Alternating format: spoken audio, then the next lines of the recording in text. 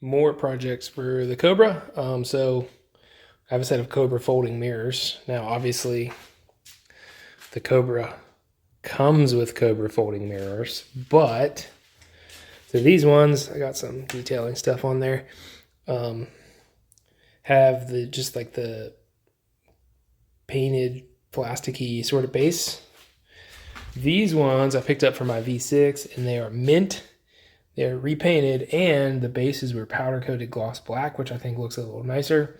So I'm going to swap them out, and then the other ones that are off the Cobra are probably going to be for sale. And they work, everything, glass mirrors, all that fun stuff is still good. So I have one side done. If you're curious the difference between the two, they're the opposite side mirrors.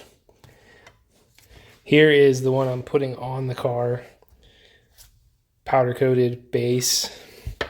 Here's the other side that I took off of the car. They're painted, I think, from Ford, but they're usually faded. It looks a little nicer. It's just kind of a nice touch that I like on the car. I got the passenger side one on. Looks pretty good, right? And here's the other side. I mean, it looks fine, but they fade after a while, so I'm going to swap them out. I'll show you how to get it off. I wanted to do the one side first, make sure I could get it all apart first, and I'll show you the easiest way to do it. So as many of you know, the interior pieces on these new edges are old and crappy, flimsy plastic. So I would highly recommend, if you're ever taking any of the interior pieces apart, to try and use these little plastic trim tools. I bought this set on Amazon. It was super cheap. It was like $22, and it comes with a bunch of different tools. There's the brand. It comes in a little case as well. So I used these two. This one.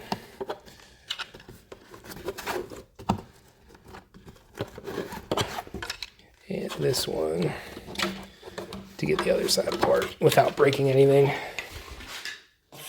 My V6 had the regular bass stereo, so I never had to deal with this part. There was just a little plastic trim piece, but it comes off pretty easily. Let me see. I can set this down here. There you go. So basically, I'm going to use some of these trim tools. All you need to do, pull the corner up a little bit. You usually just use your hands. Or you can use this and slide it in there.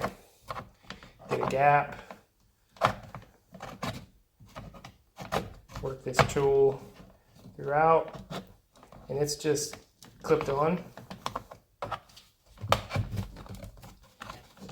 Pops right off.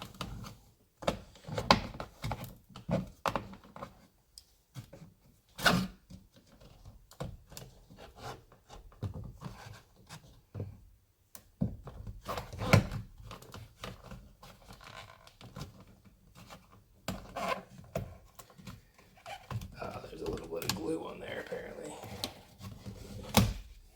Ta-da. So this hasn't ever been apart, I don't think.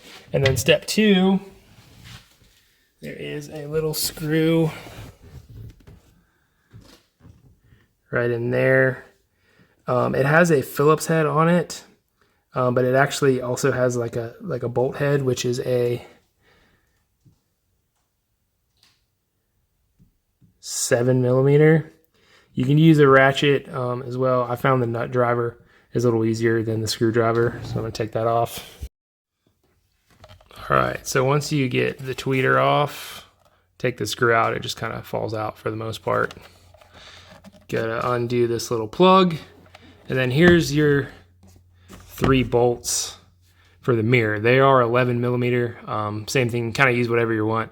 I have a ratcheting wrench that is the easiest way to get to it. But I'm going to show you a couple other things that you need to do here as well. So to get to the connector for the mirror, for the power, you got to take this piece off. Now, remember what I said, these are very flimsy on these cars and they're really easy to break. Since this car is pretty mint, I'm going to try not to break it. So I'm going to use a variety of those little plastic trim tools and try and get this thing out without breaking it.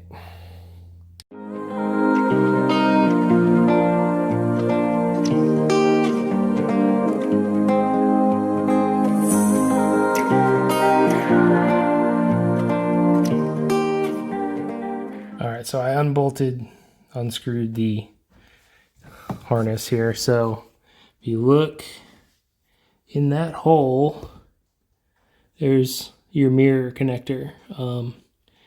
So it's hard to get to. There you go. But you can reach your hand in there if you have small enough hands and try and get it unclipped. If you can't, the other option is to take off the entire door card, which isn't that hard to do, but it's kind of difficult to get back on. There's a bunch of tabs around that are hard to line up to get it back on. I did the other side by just reaching my hand in there. It's a lot easier and probably less time consuming that way if you can do it that way to get it off. That like little gray thing I'm pointing at.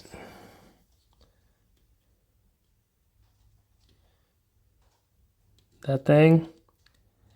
That's a little clip that holds the wiring harness into the door. That you got to get out to get the harness off as well. I found a set of needle nose pliers works pretty decently to try and get it out from the door.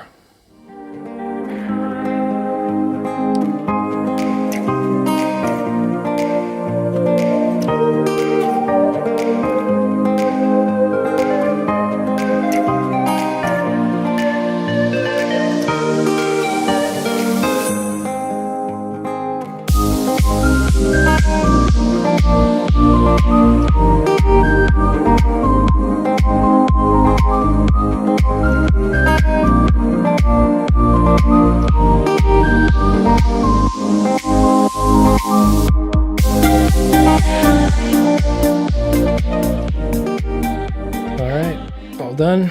Just gonna make sure they work.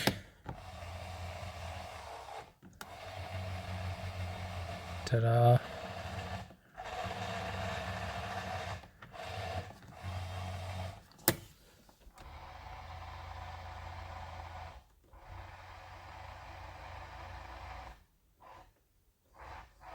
All good. These ones seem to make a lot of noise for some reason. They might need a little grease in the motor things, but they work. That's it. Hopefully that was helpful if anyone's ever tried to change these mirrors. And I didn't break anything, so that's good.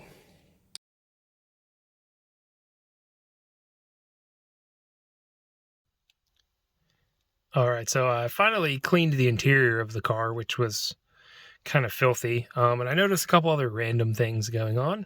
One, focus. There we go. So the shift light is duct taped, or not duct taped, but electrical taped to the mount because apparently it wasn't holding anymore. Lame. And then the what is this, an interceptor gauge? Whatever this thing's called, the OBD gauge thing. Why you no fit in the gauge pod? I'll have to tighten that up somehow. Probably just wrap it in a little bit of electrical tape to make it more snug in the pod. Things you find out about cars you buy. Not a big deal, but I'm super nitpicky and I hate shit that isn't done right. So I'll fix it. Pro tip. If you want a little bit more snug in a gauge pillar, take a couple pieces of electrical tape, wrap it around until you get it to the point where it fits in the pod, nice and snug. That seems to be the money right there.